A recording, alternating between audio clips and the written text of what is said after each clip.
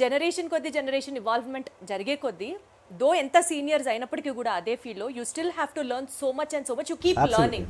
ఈ generation especially ఈ season contestants ని చూస్తున్నప్పుడు మీకు ఎప్పుడైనా అనిపించిందా వీళ్ళు నాకంటే ఈ సెగ్మెంట్ లో బాగున్నారు, I should enhance? Definitely instrument వాయించడం ఏదైతే మీరు చెప్పారో, నేను గిటార్ నేర్చుకుందాం అని చెప్పి నేను ఫస్ట్ చిన్నప్పుడు ఏదో సంగీత్ థియేటర్ ఆపోజిట్ ఒక మ్యూజిక్ స్టోర్ ఉంటే పాస్ అవుతూ గిటార్ చూసి అక్కడ నాకు గిటార్ నేర్చుకోవాలి అనే ఆశ పుట్టింది.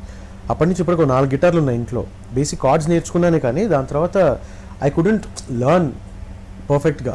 మ్యాండ్లిన్ వాయిస్తూ కేశవ్ పాడుతున్నా, లేకపోతే వైలిన్ వాయిస్తూ మా స్కంద పాడుతున్నా, ఇదొక్కటి చేయలేకపోయాను లైఫ్లో. ఇన్స్ట్రుమెంట్ నేర్చుకోవాలి అని మీరు నమ్మరు, మొన్నే ఫోన్ చేసి నాకు మా సార్కి ఫోన్ చేసి నాకు నేర్చుకోవాలని ఉందని చెప్పి నేను నేర్చుకోవడం స్టార్ట్ చేశాను అనమాట మళ్ళీ.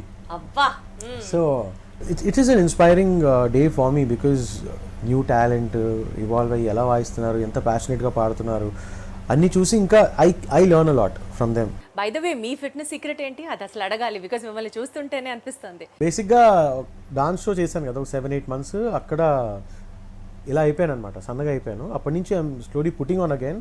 కానీ నాకు కొంచెం ఇంజరీస్ ఉన్నాయి ప్రస్తుతానికి, I have shoulder injury and also అదంతా హీల్ అయ్యి మళ్ళీ ఫిట్నెస్ చేయాలని. But right now I'm trying to maintain my fitness and all. Fitness జరగట్లేదు కానీ తిండిలో కొంచెం హెల్తీగా తిందాం.